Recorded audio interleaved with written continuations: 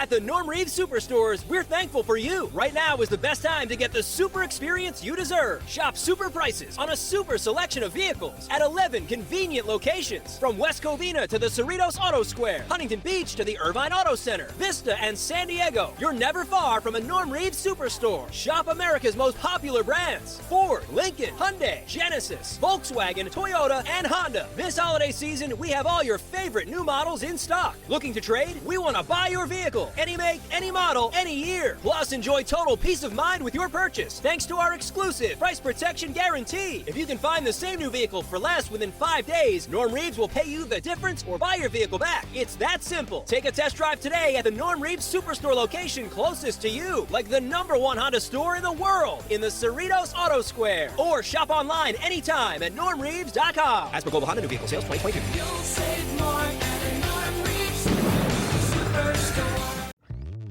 Hello, saver. Whether you're saving for that trip to the tropics or saving for an emergency, now is the time to take advantage of Wells Fargo's savings options. Wells Fargo offers savings accounts that can help you save towards your goals. So, what are you saving for? Visit a Wells Fargo branch or wellsfargo.com/save to open a savings account today. Wells Fargo Bank, N.A., member FDIC. This is SpaceTime, Series 23, Episode 52, for broadcast on the 29th of May, 2020.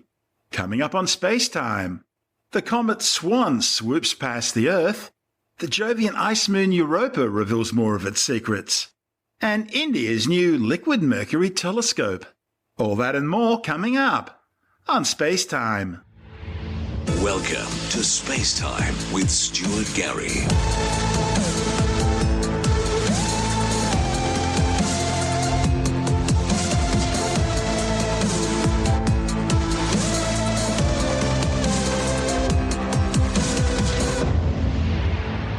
Well, it seems to be a case of another month means another new comet, as the comet C2020 F8 Swan is currently making its closest approach to Earth, passing some 85 million kilometres away.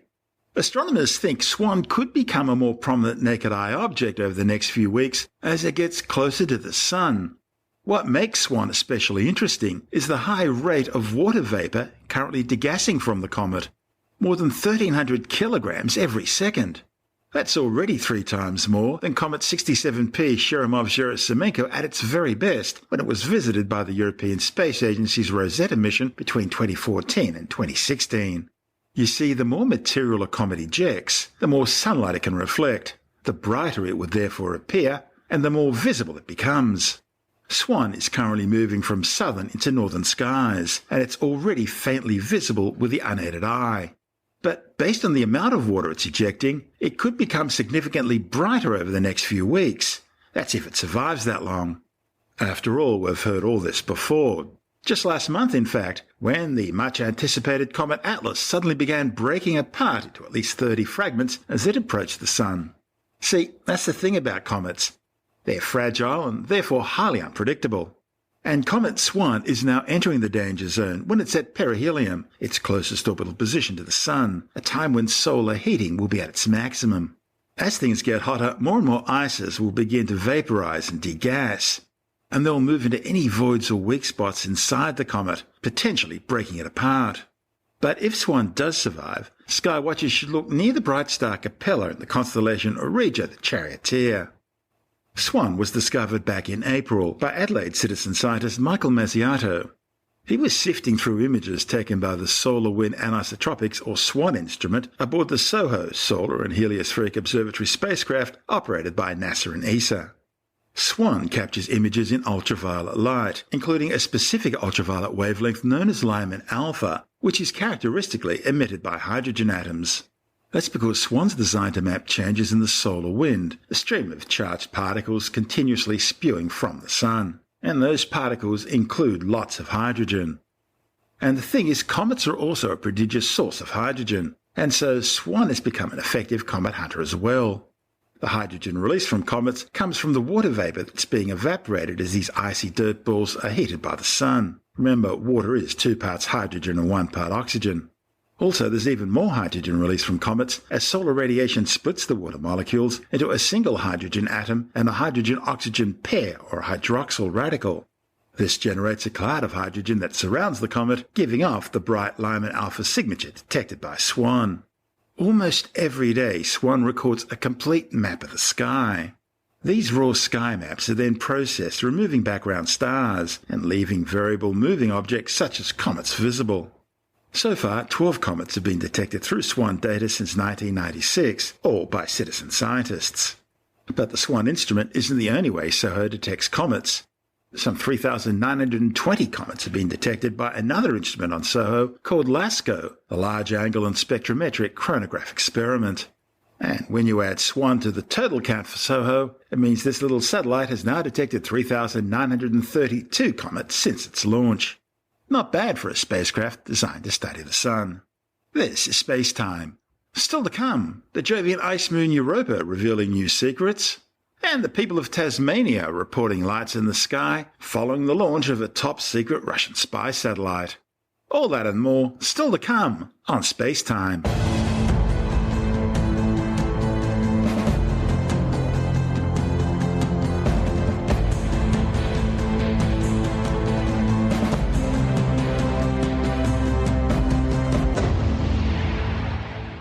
New high-resolution images of the Jovian ice moon Europa are providing scientists with fresh clues about how its frozen surface formed.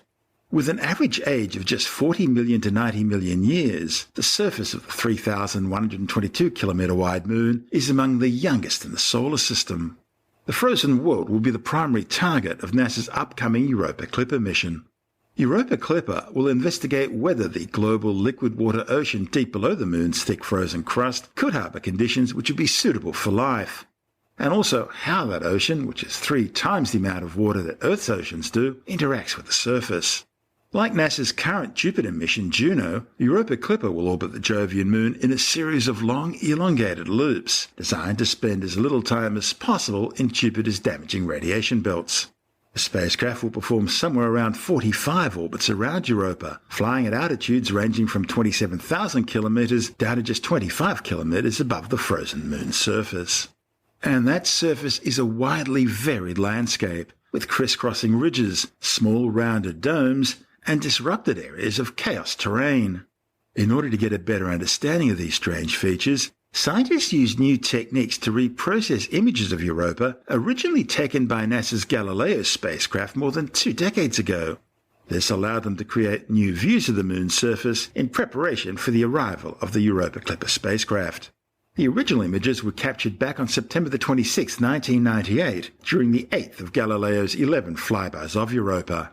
The high-resolution images revealed features as small as 460 metres across, and the results of the reprocessing are stunning, further enhancing the image's detail.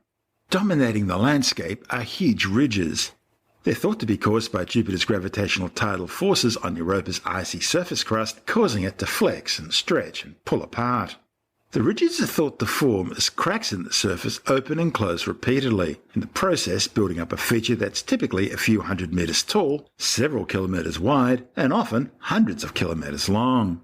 Now, in contrast to the ridges, the bands are locations where the cracks appear to have continued pulling apart horizontally, possibly then being filled with liquid water seeping up from the ocean below and freezing solid, in the process producing a wide, relatively flat plain. The new images also show areas of so-called chaos terrain, which look like jumbled puzzle pieces made up of giant blocks of ice that have moved sideways, then rotated or tilted before being refrozen into their new positions.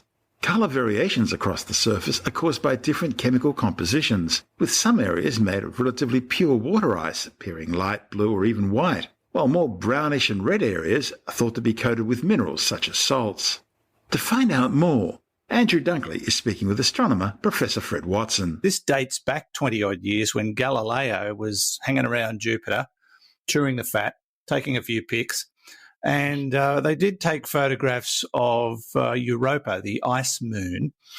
But here we are 20 years later or thereabouts, and they've reanalyzed some of the data because, you know, the photographic technology we have today is much more advanced.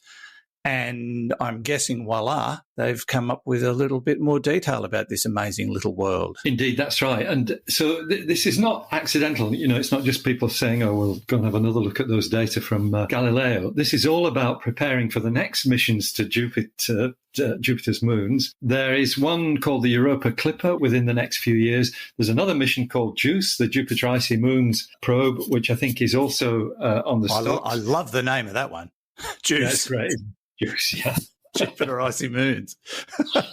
So these are missions that will give us much more detail about the icy moons. And of course, Europa is one of the moons of the outer solar system that has this structure with a rocky core, a liquid water ocean over the top of it, and then over the top of that, a solid ice crust. Europa is special in that the ice crust is probably one of the youngest surfaces in the entire solar system. It's estimated to be between 40 and 90 million years old. Now, that sounds like a long time, but that for a planetary surface or the surface of a world like Europa is very, very young.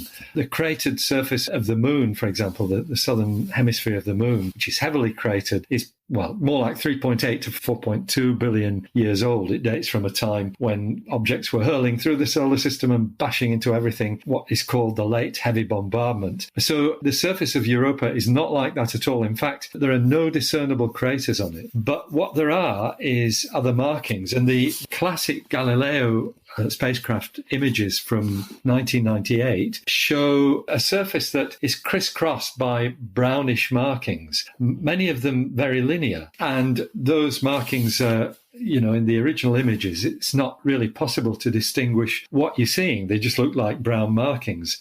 Now, that brown color is thought to be what happens when you've got a briny liquid, almost like seawater, filtering up through the ocean beneath and then being irradiated by the sun's radiation. Experiments were done a few years ago that showed that if you've got water that's rich in salts and minerals and you irradiate it with ultraviolet light and the kind of particle bombardment we get from the sun, it turns brown, just like these streaks. Those original images didn't really show much detail. And that's why this is such a great story, because what we're talking about today is a reanalysis of those images by a team actually at NASA's Jet Propulsion Laboratory, I think led by a planetary geologist, Cynthia Phillips. And that is a fantastic project to bring modern computer algorithms to bear on images that we looked at and said, yeah, they're great, fantastic stuff, and then put away for 22 years. And what they've done is they've shown that the terrain on Europa is not just an ice covering with a few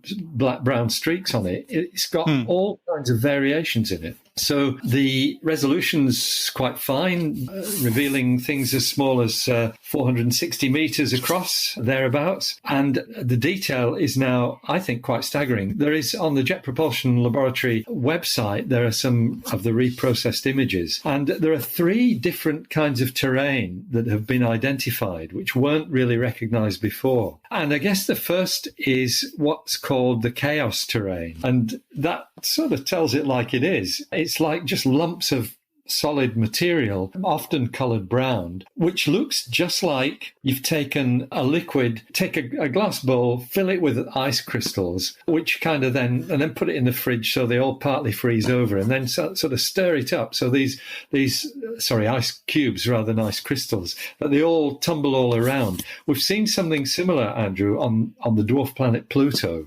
Yeah. Right at the edge of Sputnik Planum, there's exactly this same terrain. And the mission scientists for the new Europa projects think that this chaos terrain on Europa comes about because of exactly that the surface is being fractured, remembering that there are tidal forces from the planet itself that are pushing and pulling this surface. And you get the stuff breaking up into relatively small chunks, which are then tipped around just like these ice cubes and giving this essentially what's called chaos terrain. 2 more different features have been recognized, both really interesting and similar in that they're both long linear features. maybe a few kilometres wide, a few tens of metres high, the ridges anyway, a few tens of metres high, but thousands of kilometres long. So the two different things are ridges, which is where, as I've just explained, you've got a long ridge of material, just a few tens of metres. I think they were talking about 100 metres or so high, which are probably brought about when two kind of plates of ice compress together. And so you get a pushing up of the material as they collide. Remembering that this surface is kind of in motion all the time. Yeah. And that contrasts with what they call bands, not rock bands or anything like that, but bands of a different colour. These are the opposite. These are look as though they were two plates of ice have stretched apart and ice has grown in between them, because what you've got is a broad region, it's probably tens of kilometres wide, which is very, very smooth with a kind of ridge on either side of it. That's Dr. Fred Watson, an astronomer with the Department of Science, speaking with Andrew Dunkley on our sister program, Space Nuts. And this is Space Time. I'm Stuart Gary. Still to come, India building a new liquid Mercury telescope, and reports from the good citizenry of Tasmania of lights in the night sky following the launch of a top-secret Russian spy satellite. All that and more still to come on Space Time.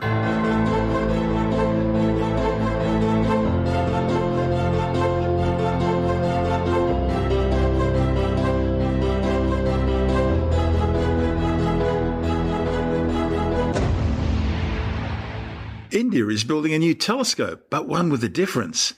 Instead of the traditional polished glass primary mirror, this observatory will use spinning liquid mercury as its reflecting surface. The project will allow the subcontinent to build a 4-metre class observatory for just a fraction of the cost of a traditional optical telescope. Liquid mirror technology uses a rotating container filled with highly reflecting mercury, which takes on a parabolic shape under the constant pull of gravity and centrifugal acceleration, which grows stronger with distance from the rotational axis. Liquid mirror telescopes are zenith pointing, which means they can only ever observe the field of view directly above them. But as the Earth turns, they can undertake very detailed surveys, monitoring any changes in the strip of sky overhead over consecutive nights. India's Liquid Mercury Telescope is one of the stories in this month's Australian Sky and Telescope magazine. Joining us now with the details is the magazine's editor, Jonathan Nally. Believe it or not, mirrors made of mercury. I don't mean the planet Mercury, I mean the metal Mercury. And it's actually not as crazy as it sounds to have a telescope with a mirror made of liquid mercury instead of glass. It has actually been tried before. There have been a number of them since the 1980s, mostly experimental, but it actually works. The idea is that a telescope's main mirror, which normally is glass, has a very gentle curve ground into it, so it dips towards the center. And this curve is in the shape of a parabola. And it's when light bounces off this parabola that it then comes to a focus. So these mirrors, of course, these days in big optical telescopes are huge. A one-piece mirror might be 8 meters wide, and then you get telescopes that are made up of multiple 8-meter mirrors now they're building, so it's really quite huge. You can't get a liquid mercury mirror telescope quite that big, but the thing about them is that they're cheap. They're really, really cheap to build, a lot cheaper than a traditional telescope, and I'm talking millions of dollars instead of hundreds of millions of dollars. They do have some drawbacks, though. Yeah, how do you aim it? I mean, won't it pour out the bottom? This is exactly right. So they do have some drawback. Well, I wouldn't call it a drawback, it's a limitation, put it that way. The metal mirror has to stay horizontal. You can't tilt it. It can't be moved, all right? So it just stays horizontal all the time. And what they do is they make it spin, and that forms a little dip in the center. So they spin at the right velocity, and it will, just like any sort of liquid, if you spin it, you'll get a little dip towards the center. So it has to stay horizontal, which means you can only look more or less straight up all the time. But you can make it really huge, so I guess that compensates for that. Yeah, so the one they're building now is called the International Liquid Mirror Telescope, and it's being built in northern India. It'll have a 4-meter wide mirror, which is the same size as the biggest optical telescope in Australia, but it's only going to cost $2 million US dollars. So it's really cheap compared to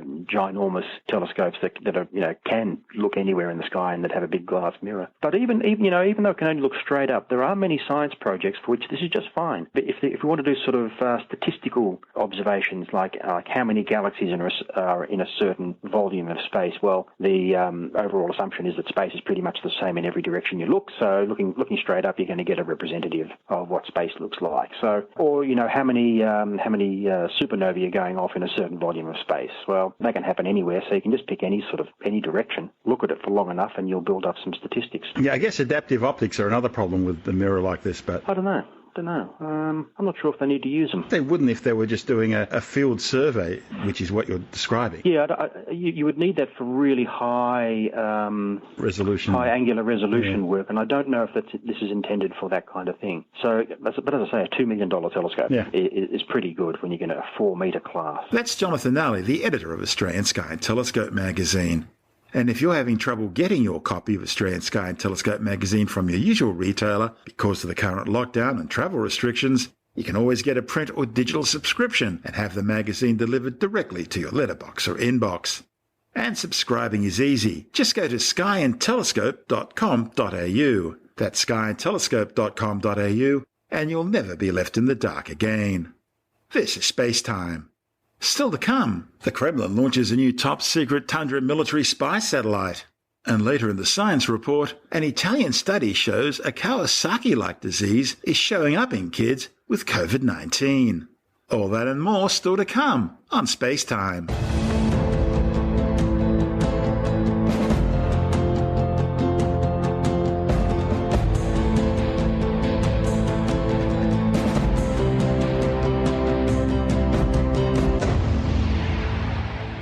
Russian military forces have launched one of their most highly classified spy satellites. The EKS Tundra early warning surveillance satellite was launched aboard a Soyuz 21B rocket from the Plesetsk Cosmodrome, 800 kilometres north of Moscow. About 9 minutes into the flight, the spent Soyuz third stage was jettisoned from the frigate upper stage and satellite payload, re-entering the Earth's atmosphere over the South Pacific Ocean just southeast of Tasmania. And didn't it cause a spectacle, with people across parts of Tasmania and Victoria reporting seeing the debris from the spent rocket stage streaking across the evening sky? This launch placed the fourth of the Kremlin's EKS Tundra surveillance satellites into orbit. The Tundra satellites are all highly classified. Here's what we know. The 2,200 kilogram spacecraft use a modular design and are equipped with high-resolution sensors operating in ultraviolet, optical and 3 infrared ranges at resolutions of 1 metre. The satellites are designed to both scan for and track the heat signatures of rocket exhaust plumes from incoming intercontinental ballistic missiles. They can detect and lock onto targets climbing as high as 1,000 kilometres above the Earth's surface, which is far higher than most ICBMs would fly. Reports suggest they can also detect hypersonic vehicles, strategic bombers, and even manoeuvring low Earth orbit spacecraft. They use high-volume jam-resistant communication systems. They have extensive onboard data processing, that way it doesn't have to be done downstream at the satellite control center. And they employ 4 pairs of ion thrusters for attitude control. The satellites are placed into highly elongated Molniya orbits, designed to allow greater dwell time at higher northern polar latitudes. After all, that's the direction Moscow believes most incoming ICBMs would be coming from. Each EKS Tundra surveillance satellite carries enough fuel for a lifespan of 12 to 15 years. The first of the 4 satellites was launched in 2015, the second in 2017, and the third in September last year. This is SpaceTime. Still to come, the science report, and an Italian study showing a Kawasaki-like disease is increasing in kids who have COVID-19. And new research shows some 880,000 people who don't smoke die prematurely every year from exposure to other people's second-hand smoke. All that and more still to come on SpaceTime.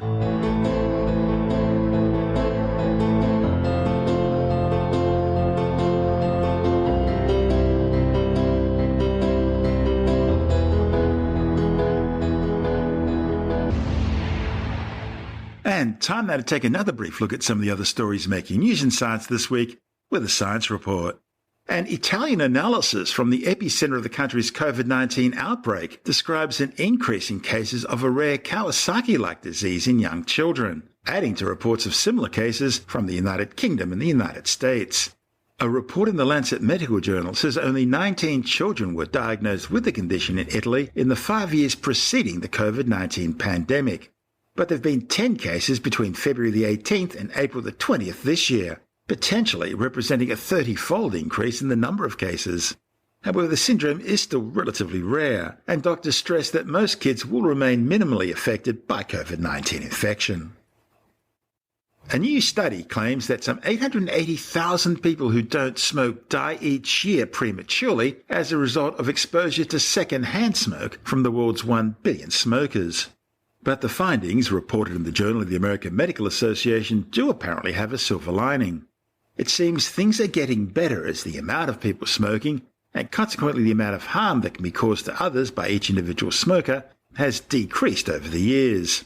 In 1990, just 31.3 smokers led to the death of each non-smoker through second-hand smoke exposure, whereas by 2016 it took 52.3 smokers to cause the death of a non-smoker. Queensland Museum paleontologists have released findings on the extinction of Australian megafauna that lived until 40,000 years ago in tropical northern Australia. Their report in the journal Nature Communications has concluded that it was extreme environmental change which was the most likely to have caused their extinction. The authors say a combination of successive loss of water flow, intensified drying, increased burning and vegetation change created the conditions to drive the extinction of at least 13 species of supersized megafauna, including 4 reptilian megapredators, a marsupial lion, and the world's largest wombats and kangaroos. A new study suggests that huge predators like Tyrannosaurus rex were optimized for energy-efficient walking rather than speed. The authors gathered data on limb proportions, body mass and gaits from more than 70 dinosaur species, estimating both the potential top speed and energy expenditure at lower speeds for each dinosaur. In small to medium-sized species, longer legs appear to have been an adaptation for faster running. But for species heavier than around a ton, longer legs were correlated not with faster running, but with more efficient low-energy walking. A report in the journal PLOS ONE suggests speed was a major advantage for dinosaurs who needed to hunt prey and escape predators. But the bigger dinosaurs relied more on efficiency while foraging. If the findings are correct, it adds to a growing debate that T-Rex, rather than being purely a predator, may have been far more an opportunistic scavenger. In this time of computers, the internet and social media, anyone can publish articles online containing true or false information. Now, determining what's real news and what's fake can be difficult enough. It requires a concerted effort to find the truth, and of course that truth may not always be what you want to hear. But deciphering real science from fake pseudoscience puts one in an entirely new ballgame. Fake science, often politically motivated, is undermining society's trust in science, and it's making it difficult for people to make evidence-based informed decisions on important, often life or death issues. Ironically, in the same way as the world's biggest media outlets are pushing blatantly biased news stories, depriving the public of the truth or even a balanced account, some of the biggest drivers of fake science are embedded in the current science publishing system intended to disseminate evidence-based knowledge. So now, scientists at the University of Arizona are training neural nets to distinguish between fake and real science in articles about climate change and biological evolution. And the good news is it's now achieved a 90% accuracy rate. After a bit more refinement and testing, researchers hope to have neural nets that can work across all domains of science. Tim Mendham from Australian Skeptics says a quick scan of the site allows the neural net to determine if the contents are scientifically sound or simply climate denial junk. It's using artificial intelligence or neural nets, neural networks, etc., to basically assess academic papers to see how much fake science there is in them. It's a matter of training these networks into seeing what is fake, what's not, so they're fed a lot of information, academic papers, whatever, examples of fake facts, of fake information within these papers, and those which don't seem to be fake. And the neural networks, the AI, has to assess these, and basically they're figuring, at the moment they're working on climate change areas, and once they figure they've got that down pat, or as far as down pat as you can be, that these AI can automatically recognise dodgy, good, the wheat from the chaff, as they say, that it can be applied to other areas as well. This is something that's going on in America at the moment, actually. The University of Arizona is working on this, but it's also happening in Australia, sometimes on a very manual, analogue way, to actually go through a lot of old scientific papers and see which ones have any replicability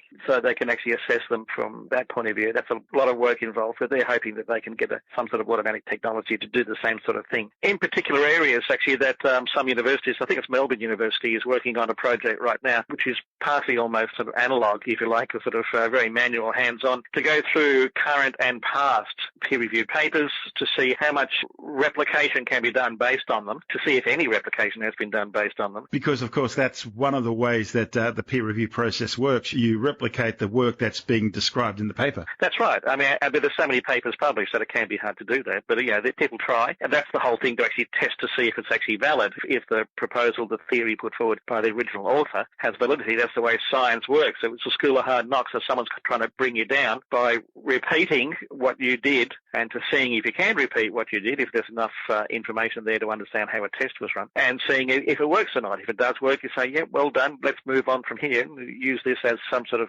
basis to work on, or I couldn't replicate it, I think you're a shonk. Yeah, that's the way science should work. It's a good thing. It's a school of hard knocks, but if you can get sort of some sort of system and technology, as in the University of Arizona thing, whatever, to actually go through a lot of these papers, it can save you a lot of work to see what are the best candidates to actually look for replicability. One of the big problems nowadays too, of course, is the pay-to-publish syndrome, which some scientists have fallen for. They're approached by publishers who are willing to publish their research if they'll pay for it, and that should always raise alarm bells. Absolutely, and unfortunately there's a lot of it around. There's basically journals which don't have any review process in place, except that if someone signs a check. And then it becomes sort of, it's from that point of view, from the scientific process, it becomes pointless. Exactly, yeah. I mean, they very well might be worthwhile papers, who knows, and someone doesn't want to wait 2 years to go through the review process. They'd like to see it in print, even if it's a digital version of a magazine that might not be ever seen by anybody. That's Tim Mindham from Australian Skeptics.